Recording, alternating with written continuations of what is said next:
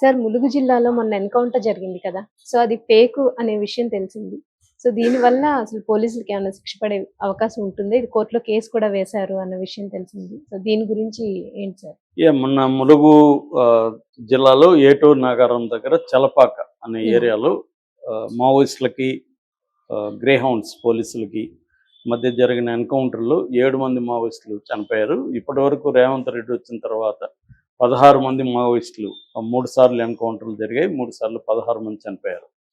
So, ఇది మనం already దీని మీద నేను చెప్పాను.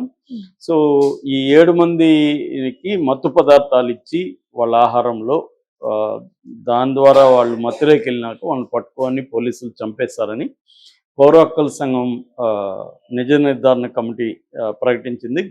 ప్రొఫెసర్ గడ్డం లక్ష్మణ్ దీని మీద స్టేట్మెంట్ ఇచ్చారు. హ్మ్. క్లియర్‌గా ఇది పట్టుకొని కాల్చి చంపింది తప్ప నిజమైన ఎన్కౌంటర్ కాదని.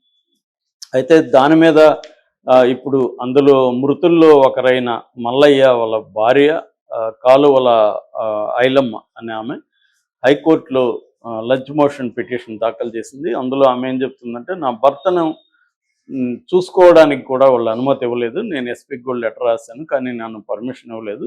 ఆ భర్తని చూసుకోవాలి, అట్లాగే ఇది ఫేక్ ఎన్కౌంటర్, దీని మీద విచారణ జరిపించండి అని హైకోర్టులో ఆమె వేసింది. ఆమె తరపున అడ్వకేట్ సురేష్ ఆర్గ్యూ చేశాడు. జస్టిస్ బి విజయసేనారెడ్డి దీని మీద విచారించారు. సో, అటు పబ్లిక్ ప్రాసిక్యూటర్ కూడా, హోమ్ శాఖ పబ్లిక్ ప్రాసిక్యూటర్ కూడా దీని మీద వాదనలు వినిపించారు. సో, ఇక్కడ ఈమె తరపున వాదనలు వినిపించిన సురేష్ ఏం చెప్తున్నా అంటే, ఇది క్లియర్గా ఫేక్ ఎన్కౌంటర్, పట్టుకొని కాల్ చేశారు. ఒకవేళ నిజమైన ఎన్కౌంటర్ అయితే వాళ్ళ బంధువులకి శవాల్ని చూపించకుండా పోస్ట్ మార్టం చేయకూడదు. పోస్ట్ మార్టం ముందే వాళ్ళ శవాలు ఆగమేఘాల మీద పోస్ట్ మార్టం చేసేసారు.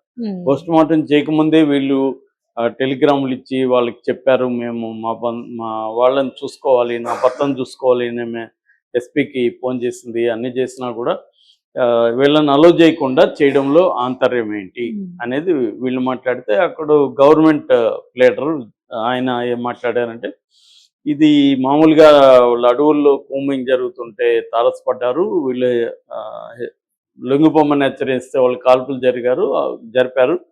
ఆత్మరక్షణ కోసం గ్రే హౌండ్స్ వాళ్ళు కాల్పులు జరిపారు. దాంట్లో వాళ్ళు 7 మంది చనిపోయారు.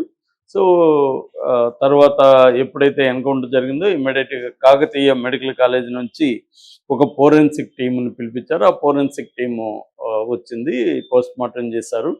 ఇప్పుడు అక్కడే ఉన్నాయి శవాలు, వెళ్ళి చూసుకోవచ్చు అని వాళ్ళు చెప్పారు. సో, కోర్టు ఏం చెప్పింది, ఇదంతా విచారించిన తర్వాత ఇప్పుడు మొత్తం డీటెయిల్స్ అడిగింది.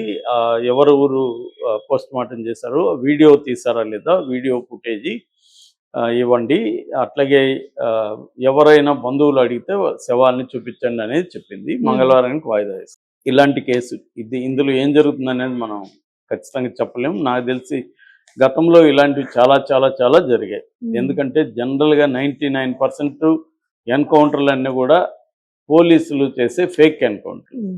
ఫేక్ అంటే మామూలుగా ఒకే ఒక కథ చెప్తుంటారు. కూంబింగ్లో ఉన్నారు, వాళ్ళు ఎదురుపడ్డారు, వాళ్ళని లొంగిపోమని హెచ్చరిస్తే వాళ్ళు కాల్పులు జరిపారు, వీళ్ళు సో, ఇప్పుడు నక్సలైట్లు, నేను కూడా ఉద్యమంలో పనిచేసా కాబట్టి నాకు ఐడియా ఉంది. వాళ్ళు మంచి ట్రైనింగ్ ఉంటుంది, చనిపోవడానికి సిద్ధమై ఉంటారు, వాళ్ళ దగ్గర మంచి వెపన్స్ ఉన్నాయి. అలాంటప్పుడు ఇరువైపుల గాయాలు కావాలా, యువతలు కూడా చనిపోవాలి నిజమైన ఎన్కౌంటర్ అయితే, అది ఎప్పుడూ జరగదు. ఎప్పుడు చూసినా ఎప్పుడో రేర్ అనమాట. మనకి ఎన్కౌంటర్లన్నీ కూడా నక్సలైట్లే చనిపోతుంటారు, వాళ్ళ దగ్గర విప్లవ సాహిత్యం దొరుకుతుంది, తుపాకులు దొరుకుతాయి.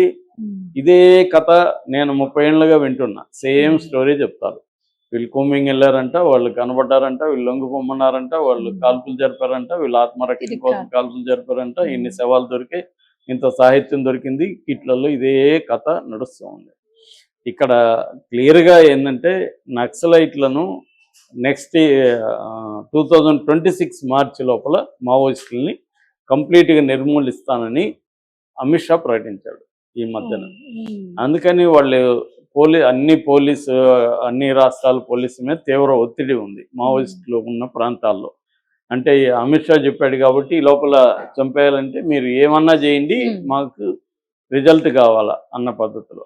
సో దాంతో వీళ్ళు రంగంలోకి దిగి చేస్తున్నారు. మావోయిస్టులు ఏంది, ఇది జరగడానికి 4 రోజుల ముందే అక్కడ ఇద్దరు గిరిజనుల్ని, ఊయిక్ అర్జున్, రమేష్ అనే ఒక గిరిజనుల్ని ఇన్ఫార్మర్లు అని చెప్పి ఇద్దరిని చంపేశారు. దాంతో గిరిజనుల ఒక 2000 మంది ఏటూరు నాగారంలో మావోయిస్టులకు వ్యతిరేకంగా ర్యాలీ కూడా నిలిపారు. మామూలుగా జనరల్గా ఏంటంటే ఇక్కడ 2 విషయాలు ఉంటాయి. ఒకటి, గిరిజనులు ఇన్ఫార్మల్గా తయారు చేయడం కూడా మళ్ళీ పోలీసులే చేస్తారు. నయానో భయానో డబ్బులు ఇస్తారు, భయం పెడతారు, చేస్తారు. చేస్తేమో ఇటు నక్సలైట్లు వాళ్ళని చంపకపోతే, మావోయిస్టులు ఇన్ఫార్మల్ చంపకపోతే వాళ్ళు చనిపోతారు. కాబట్టి వాళ్ళు ఇన్ఫార్మల్ని చంపాల్సిన అవసరం వాళ్ళకు ఉంటుంది. ఇన్ఫార్మల్ని వాళ్ళు చంపుతారు. చంపితేమో బంధువుల్లోనూ చుట్టుపక్కల వ్యతిరేకత వస్తుంది. ఈ వ్యతిరేకత ఉపయోగించుకొని పోలీసులు పోస్టులు వేయించడం, వీళ్ళ దగ్గర ధర్నాలు చేయించడం అనేది చేస్తారు. ఇది 30 ఏళ్ళుగా ఇదే మోడస్ ఆపరెండి జరుగుతూ ఉంది. ఇది ఎప్పుడు ఇదే జరుగుతుంది, వేరే ఏమీ లేదు. సో బేసిక్గా ఏంటంటే మావోయిస్టులను ఏదో ఒక పద్ధతిలో చంపేయాలి. కోర్టుకు పెట్టి, పోలీసులు కేసులు పెట్టి, మళ్ళీ వాళ్ళు బయటకు వచ్చి మళ్ళీ ఉద్యమాల్లోకి పోవడం, ఇవన్నీ ఎందుకు? చంపేస్తే పని అయిపోతుంది కదా అనేది ఈ షార్ట్ కట్ మెథడ్ అనేది ఎప్పటి నుంచో చేస్తుంది ప్రభుత్వం, ఇప్పుడు కూడా చేస్తుంది. దీనికి ఇక్కడ కేసీఆర్ ఉన్నా, చంద్రబాబు ఉన్నా, రేవంత్ ఉన్నా, ఇంకెవరున్నా తేడా లేదు. అక్కడ జగన్ ఉన్నా తేడా లేదు. ఎందుకంటే ఇది సెంట్రల్ పాలసీ కాబట్టి చీఫ్ మినిస్టర్లు ఈ విషయంలో సెంట్రల్ గవర్నమెంట్ వ్యతిరేకించే పరిస్థితి లేదు, అవసరం కూడా లేదు. వాళ్ళకి కూడా మంచిదే కదా, లేకపోతే అనుకుంటారు వీళ్ళు వ్యాపారం. ప్రధానంగా ఏంటంటే మావోయిస్టులు ఇవాళ మొత్తం 500 రకాల ట్రైబ్స్ ఇండియాలో ఉంటే 50 రకాల tribes most primitive vulnerable tribes అంటారు వాళ్ళని. ఆ ప్రిమిటివ్ వల్నరబుల్ ట్రైబ్స్లో మధ్య వీళ్ళు పోరాడుతున్నారు. అయితే వీళ్ళు అంతా ఎక్కడో అసలు రెవెన్యూ విలేజ్లు కావు. కొన్ని ఛత్తీస్గఢ్లో, మిగతా చోట్ల కొన్ని విలేజ్లను అయితే అసలు పాకిస్తాన్ అని కూడా పోలీసులు పిలుచుకుంటారు. అంటే అవి విలేజ్లుగా అంత లోతట్టులో ఉంటాయి. సో అక్కడికి ఎవరు కూడా అధికారులు వెళ్ళరు, అభివృద్ధి ఏముండదు. అలాంటి దగ్గర వీళ్ళు ఉన్నారు. సరే, అలాంటి దగ్గర వీళ్ళు జనతన్ సర్కార్ అని చెప్పి అక్కడ వీళ్ళు ఎక్కువ చేసే కార్యక్రమాలు ఏంటి? అభివృద్ధి కార్యక్రమాలు, ఎడ్యుకేషన్ ఇవ్వడం. మామూలుగా ఎవరికైనా ఏం ప్రాబ్లమ్స్ ఉంటాయి? లైవ్లీహుడ్ సమస్య అంటే ఆ మధ్య ఫ్రెంచ్ హిస్టోరియన్ 3 రకాల నీడ్స్ని విభజించాడు. మనుషులకి 3 రకాల నీడ్స్ ఉంటాయి. ఒకటి లివింగ్ నీడ్స్, కూడుగూడు గుడ్డ. ఇవి సంపాదించుకోవడానికి లైవ్లీహుడ్ నీడ్స్, వృత్తో ఇంకోటి ఉద్యోగం. మూడోది life style needs. Life style needs అనేది అనంతం.